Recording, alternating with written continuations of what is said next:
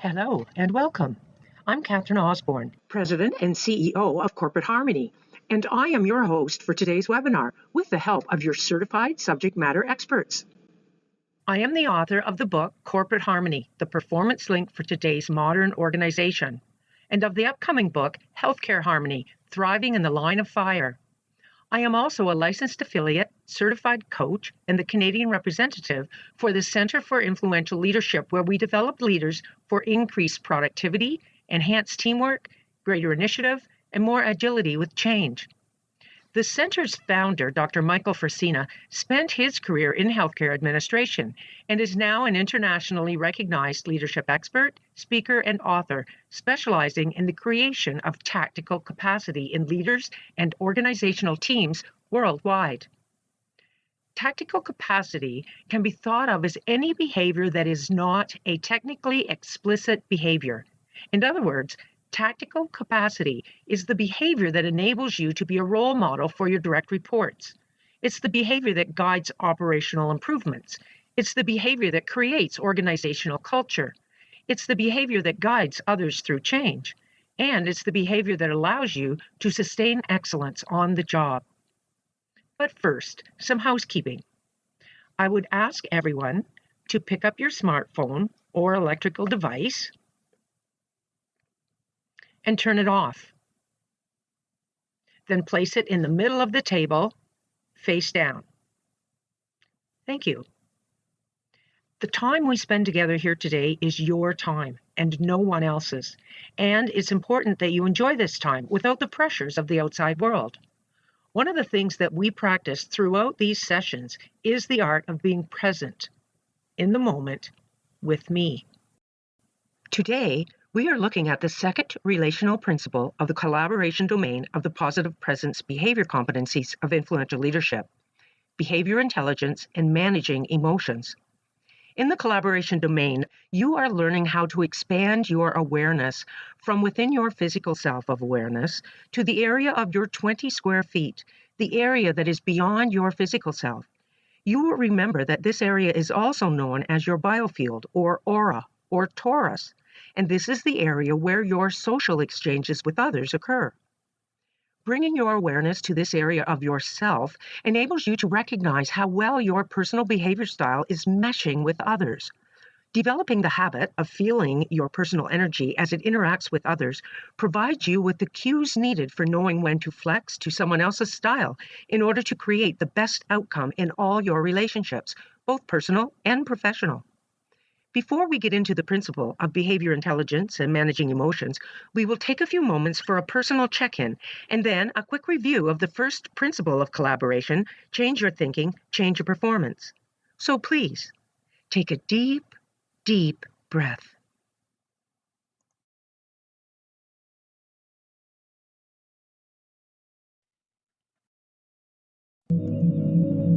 It is now time for a personal check-in. This means that it's a time to be mindful, a time to pause and ask yourself questions. For the remaining sessions of the positive presence behavior competencies of influential leadership, we will be accompanying your personal check-ins with brainwave music. You will remember that brainwave music has been proven to move a person into a more positive mental and emotional attitude. The clip that you are hearing is typical of the theta brainwave state, which has proven benefits such as deeper connection to one's emotions, increased intuition, greater levels of energy and relaxation, enhanced self-awareness, and a greater ability to enter into a highly focused, effortless learning state. So please, close your eyes and take a deep, deep breath and repeat with me, either silently or aloud. What sort of feelings have I had since my last check-in?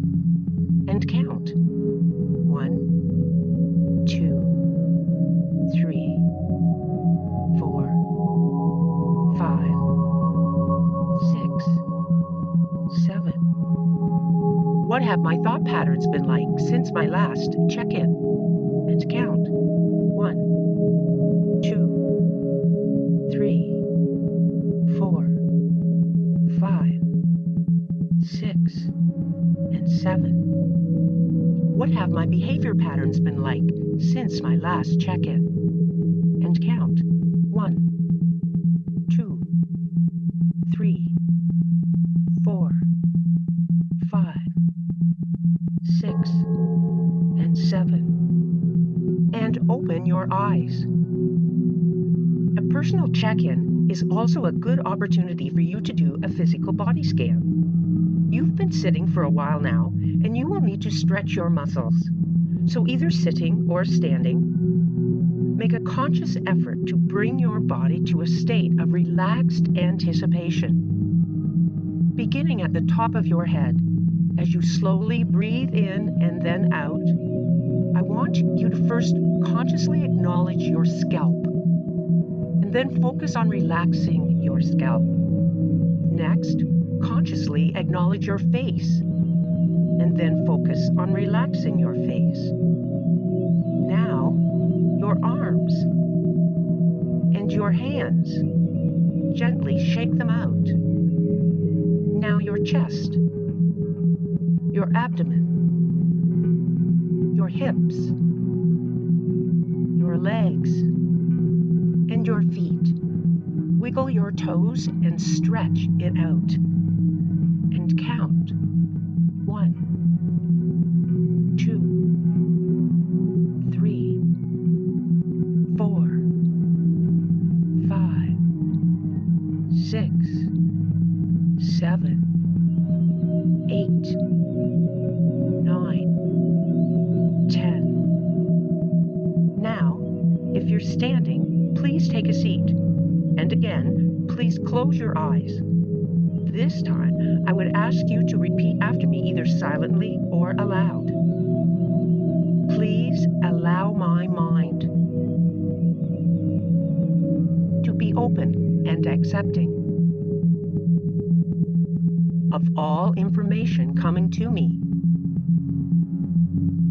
that I may think upon it in the days to come. And now open your eyes.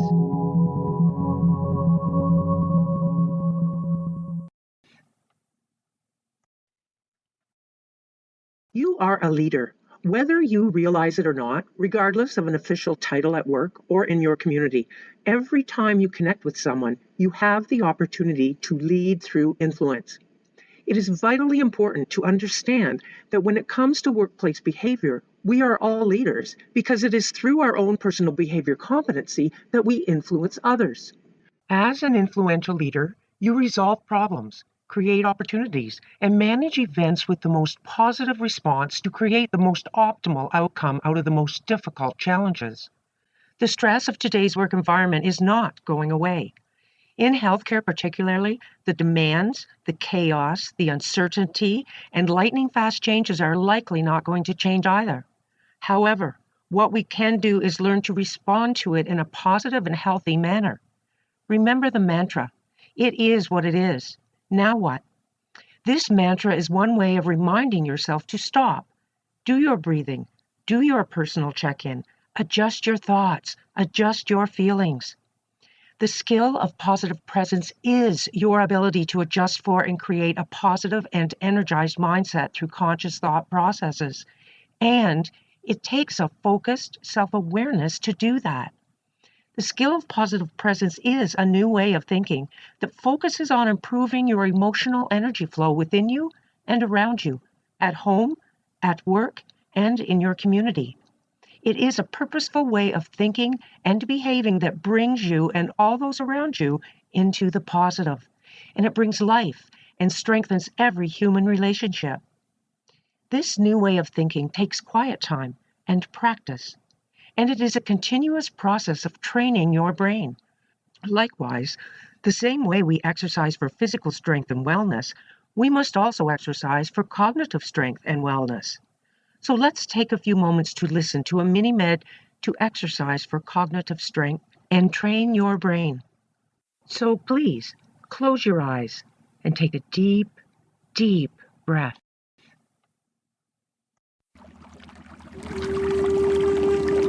Welcome to the mini-med for training your brain.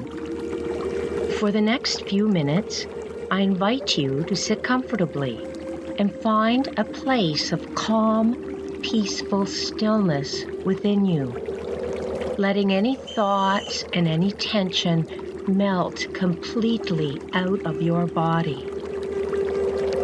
As you let your body settle in, and as you feel your shoulders relaxing and your thoughts releasing, I invite you to consider a visual representation of the neural pathways of your brain, the thought patterns of your brain.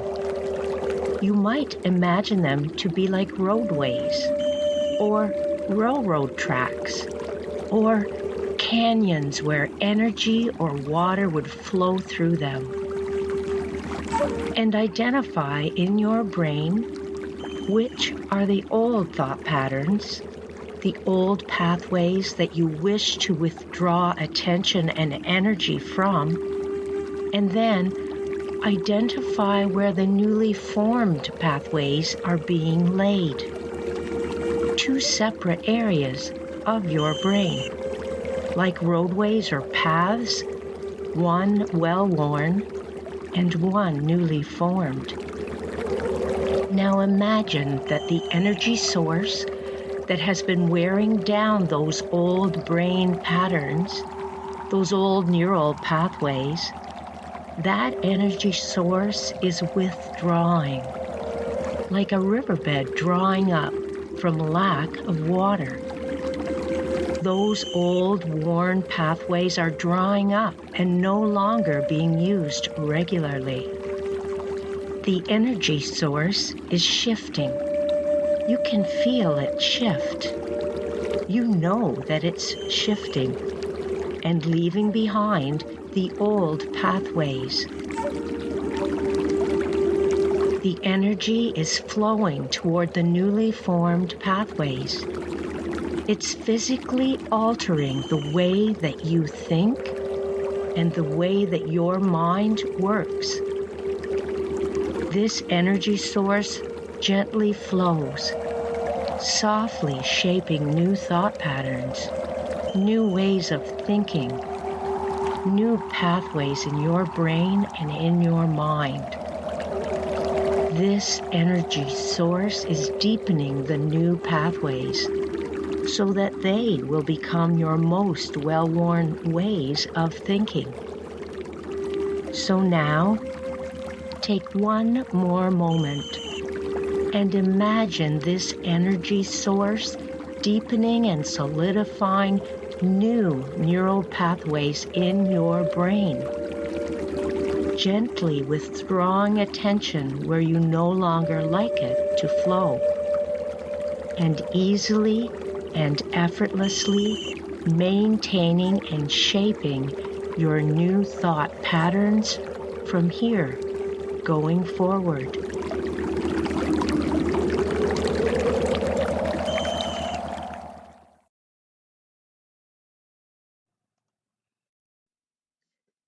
Come back to awareness. Notice your surroundings. What do you see? Is there anyone beside you? Across from you? What sounds do you hear?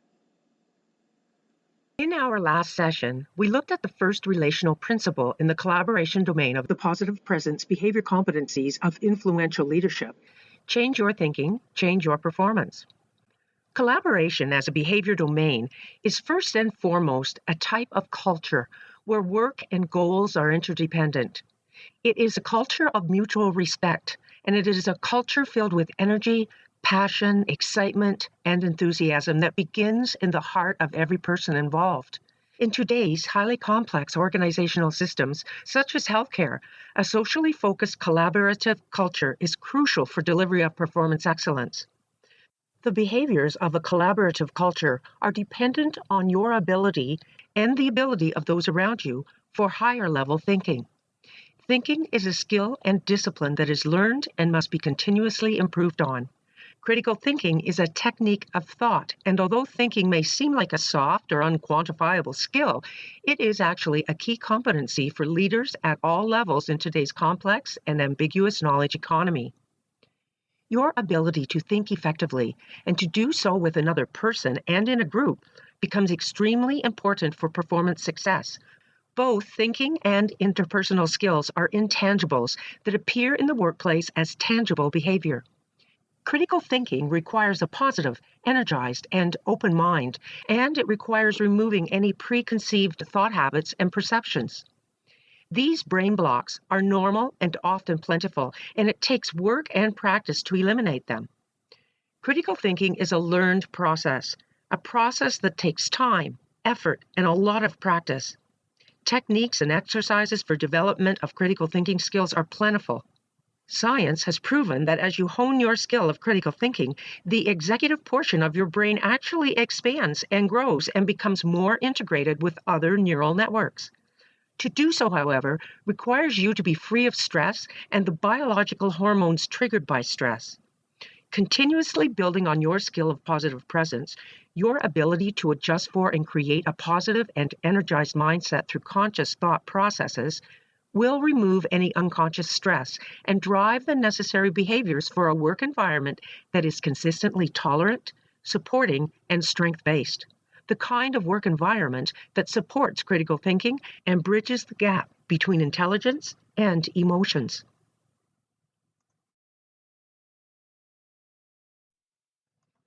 Emotions are a powerful force in our lives. We are emotional beings. We are made up of electromagnetic, neurochemical, emotional energy. We have all been in situations in which our emotions have energized us to perform with motivation, confidence, and a sense of purpose. And we have all been in situations in which we have felt demotivated or discouraged or angry, and therefore have not performed effectively. John Holt, education reformer, says, "The true test of intelligence is not how much we know how to do, but how we behave when we don't know what to do." In his book, Emotional Intelligence, Daniel Goleman asserts that when it comes to shaping our decisions and actions, feeling is a factor just as important as thinking. And increasingly, Goleman observes emotions are out of control in our society. The spread of emotional mismanagement can be seen in the increase in depression and in the surging tide of aggression. Teens with guns in schools, road rage on our freeways, disgruntled ex-employees massacring fellow workers, drive-by shootings, and domestic violence.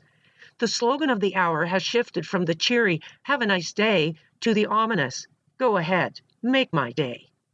It is a time of emotional recklessness in many families and in many communities and in many organizations. The single most important choice you make on a day-to-day basis is your choice of attitude. If your attitude is established with the skill of positive presence, there is no barrier too high, no challenge too great, no circumstance too difficult to prevent you from becoming an influential leader. But if your attitude is not a positive presence, even the smallest obstacle can defeat you. An impulse of mismanaged emotion can ruin a moment or a situation. A habit of mismanaged emotion can ruin a relationship. In leadership development, we hear a lot about emotional intelligence, or EQ. So, what is emotional intelligence, or EQ, and what does positive presence have to do with emotional intelligence? In his 1995 book, Emotional Intelligence, Daniel Goleman brought the concept of emotional intelligence to the mainstream of business theory. The key premise of EQ is it being separate and unique from a person's IQ and/or technical skills. EQ is about understanding one's self, goals, intentions, responses, and behavior, and understanding others and their feelings. EQ means that we can apply our emotions wisely in situations that call for emotionally guarded rather than logically smart responses. Goleman identifies 5 domains of EQ as 1. Knowing your emotions, 2. Managing your emotions, 3. Motivating yourself, 4. recognizing and understanding other people's emotions, and 5, managing relationships. EQ embraces and draws from numerous other branches of behavioral theory, emotional theory, and communications theory. By developing our EQ in the 5 EQ domains, we can become more productive and successful at what we do, and we can help others to be more productive and successful too. EQ is about how effectively leaders can work with others. And although there is a clear evidence that EQ can be learned, it can be difficult to put it into practice and to know how it can be enhanced, mostly because it is so situational. Different situations call for different EQ skills. And even more challenging, different situations will call for different EQ skills with different personality types, and also differing social and behavioral types. This is where the skill of positive presence comes in. The skill of positive presence is at the heart of emotional intelligence, and Corporate Harmony's Positive Presence program connects the dots between your ability to change your mindset and the development of the competencies and attributes of emotional intelligence. Personality profiling gets very complex, but it is good to have a general idea of where you fit. Even more importantly, we must identify our personal behavior type. Understand, however, that we are often blind to many of our own behaviors. So the best way to identify your behavior style is really to ask others. Emotionally intelligent people produce win-win relationships and outcomes for themselves and others. Such people develop a magnetic field of emotional attraction around themselves and often are the owners of an ever-increasing network of social relationships and emotional support structures. So finally, and most importantly, use your skill of positive presence to cultivate the positive cognitive habits that will be necessary to build and increase your emotional intelligence, or EQ, for increased organizational stability, continuity, and harmony. Today, top-performing organizations are realizing the keys to maximizing their competitive position in the market. First, by paying attention to the organizational culture. Second, by focusing on employee motivation as opposed to employee satisfaction. Third, by measuring objective levels of employee engagement. And finally, by attending to the legitimate emotional needs of their workforce as a whole. Remember, your leader performance and leader influence will rise no higher than your behavioral skill, regardless of your technical skill and innate talent. Emotional self-management was first defined in an article by psychologists Peter Salovey and John Mayer in 1989 and 1990. Emotional self-management is simply the focused drive that all leaders need to achieve their goals. It involves the ability to monitor one's own and others' feelings and emotions. It includes achievement drive, initiative, optimism, adaptability, and emotional self-control. Self-management is an element of self-mastery. These attributes are a necessary daily and intentional practice in your life as an influential leader. Without an understanding of self-management, you will be ineffective in building highly effective teams that drive organizational performance excellence. Without self-awareness, you will have no way of knowing if you have disruptive emotions affecting your performance, and without self-management, you will lack the ability to see how emotions are affecting team performance. To avoid these consequences, it is imperative that you develop the attribute of cognitive strength, also known as emotional intelligence or mental toughness, in order to recognize the triggering elements of emotion and to effectively manage your emotions to daily events and in interpersonal relationships. One of the most powerful forces in your life is your acquired level of cognitive strength. Cognitive strength can be thought of as a mental toughness, and it is the ability to stay motivated and focused on what you need to do, even in the midst of distractions, difficult circumstances, and disappointment. Achieving your best in today's emotionally demanding and increasingly stressful world requires high levels of cognitive strength for emotional management and mental toughness. It requires the skill of positive presence, the ability to consciously adjust your thought habits to create a strong, positive, and energized mind. Bond University professor of management Cynthia Fisher conducted a study called Emotions at Work. What do people feel and how should we measure it? According to Fisher's research, the most common negative emotions experienced in the workplace are as follows: frustration, irritation, worry or nervousness, anger, aggravation, dislike, and disappointment or unhappiness. We all have to deal with negative emotions at work sometimes, and learning how to cope with these feelings is more important now than ever before in the history of man. Negative emotions have been scientifically proven to be disempowering. After all, we all know that negative emotions can spread, and no one wants to be around a person who adds negativity to a group. The key is to know what causes your negative emotions and which types of feelings you face most often. When those emotions begin to appear, it's imperative to have the tools and techniques at hand in order to stay in balance and focus on performance.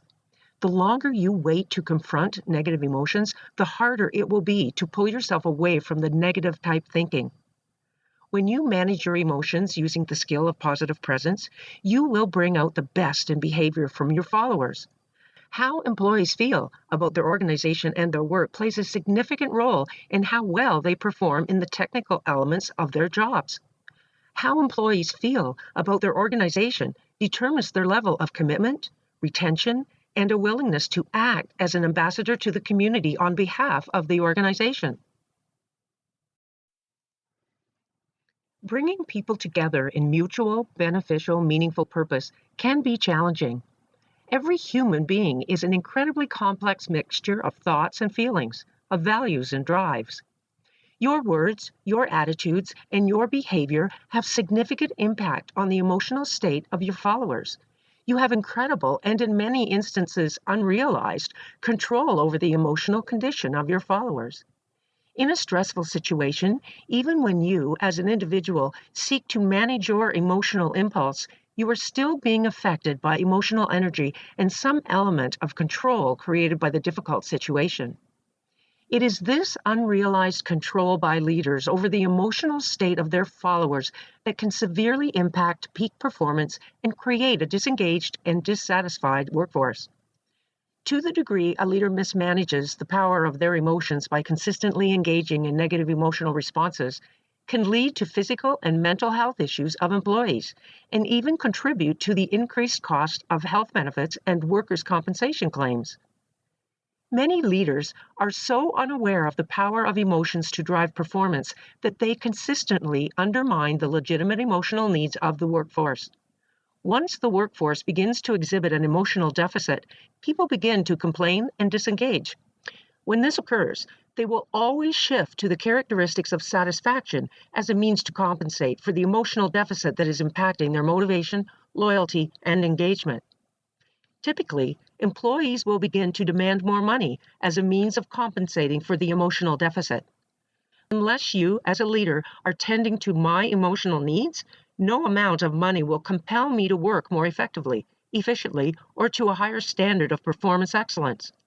Even the most self-motivated employees will fall away over time if their leadership is not meeting their emotional needs.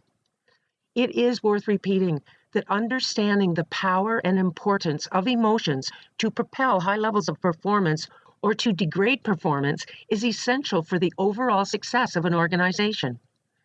Understanding the power of emotions is only one part of the equation. Developing yourself into someone who is going to make a difference in the lives of other people requires not only learning to be aware of the power of emotions, but managing that power effectively to drive performance to its highest level possible. Emotional demands are a powerful force in our lives. Achieving your best in today's emotionally demanding and increasingly stressful world requires high levels of emotional management and mental toughness.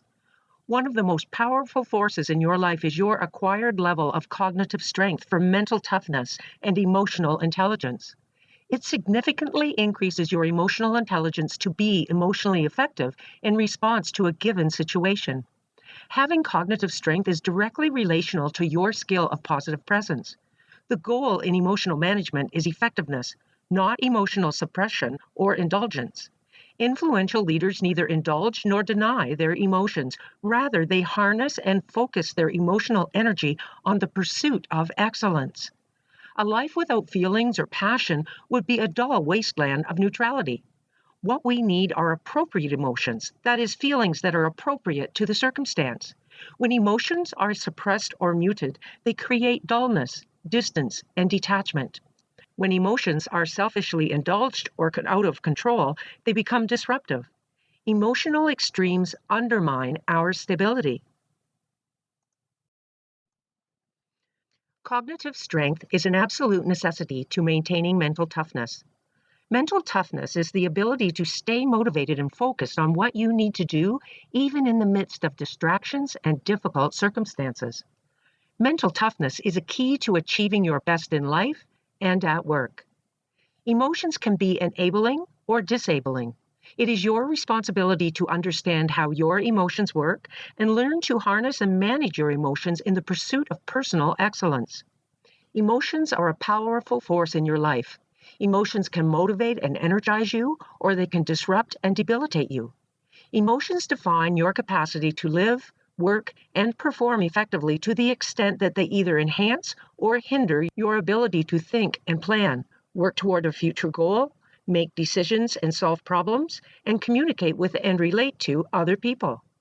Emotional management is thus a master life skill that profoundly affects all your other life skills. So, should you do what your emotions want you to do? The answer depends on the situation. The challenge is to respond effectively to situations and avoid overreacting to your emotional impulses. An impulse to act is part of every emotion. The anger impulse is to strike out or speak out. The fear impulse is to fight, flight, or freeze. The happiness impulse is to celebrate, laugh, and rejoice. The depression and sadness impulse is to withdraw and detach. The balance of response lies in your ability to manage an impulse by exerting the power of choice inherent in every rational human being. Between every stimulus, the E, and your response, the R, a gap exists that allows you to think about and choose your response. Will you make a choice for gratification or for effectiveness? Will you make a choice to love or to hate, to give or to take? Will you react on impulse with disruptive emotion and unproductive outcomes? Or will you respond productively to more effective outcomes? The choice is always yours to make, and you own it. The Greek philosopher Aristotle said, "Anyone can become angry. That is easy. But to be angry with the right person, to the right degree, at the right time, for the right purpose, and in the right way, that is not easy." Influential leaders manage their emotions so that their emotions don't manage them. They focus their emotional energy on the pursuit of their mission. Energy created by emotions strongly influences behavior. Consequently, influential leaders manage their performance by continually managing their focus with great discipline. By focus, I mean the sum total of your thoughts, your inner self-talk, and your scripted response to daily life events. Life happens in daily events. It's the stuff of life. You are aware of the key principle that it is not what happens to you that matters to the outcome, but how you respond to what happens to you that drives the outcome from life events. What you see in the events is your perspective and your expectation of a positive or negative outcome, which will then create energy that compels you to act. It creates your behavior.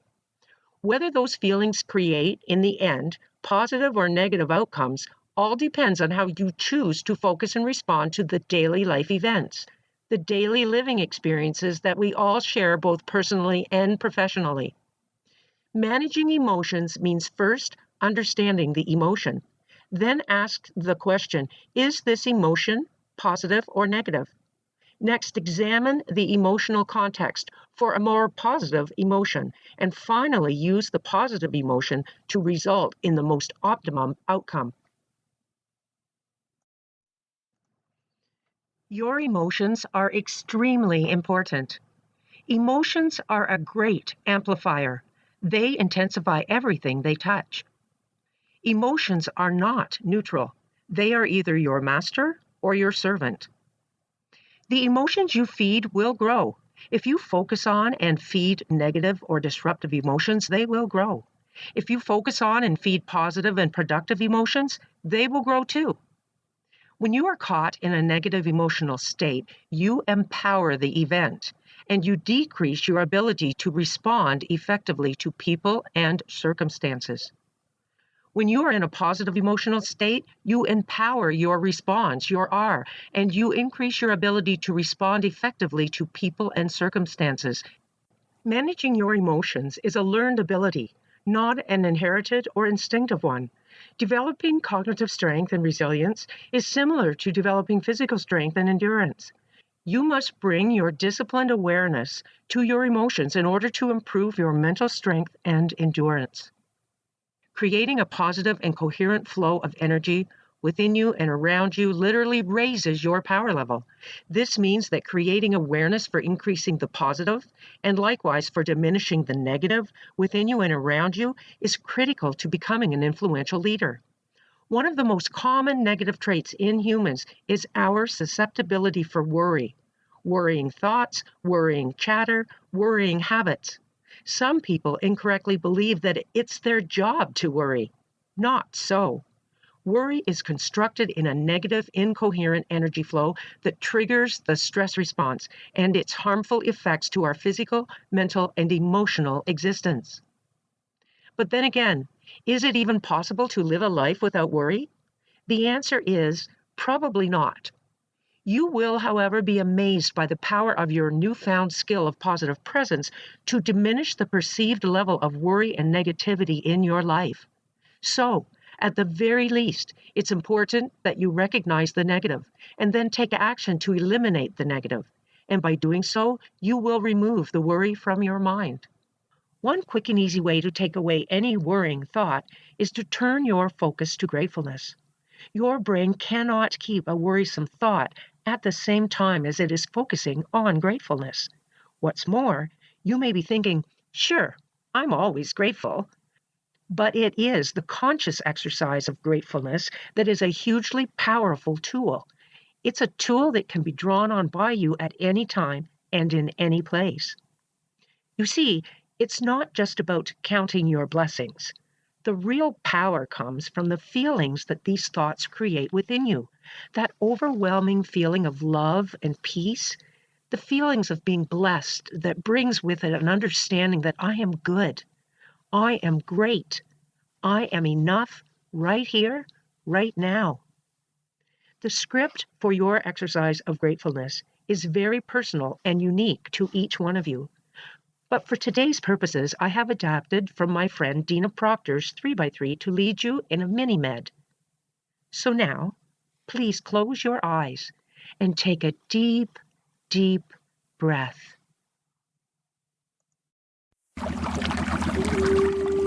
Welcome to the mini-med for gratefulness.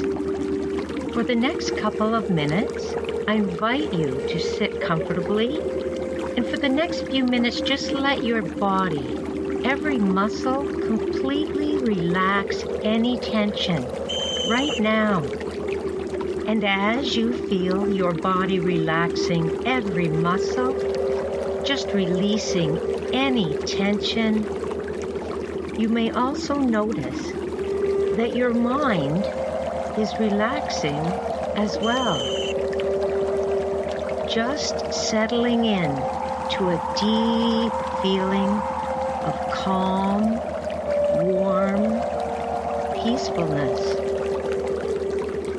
As you settle into this wonderful, peaceful state, let your mind show you images of those things you most deeply appreciate in your life.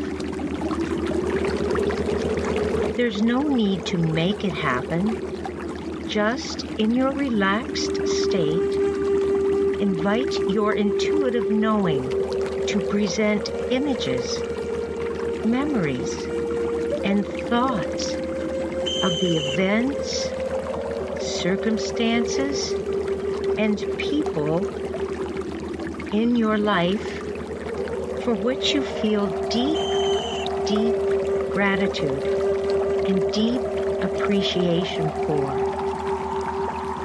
Just let these memories, these images show themselves in the screen of your mind. Each one, let yourself feel the emotion of deep, deep gratitude and of profound appreciation for this person or this situation. When your body, mind, and soul unite as one in deep gratitude for these amazing, amazing people and things in your life, and as you let your body take one last deep, deep breath in, anchor in this emotion of gratitude physically and emotionally so that you can come back and reconnect to it whenever you feel drawn to it.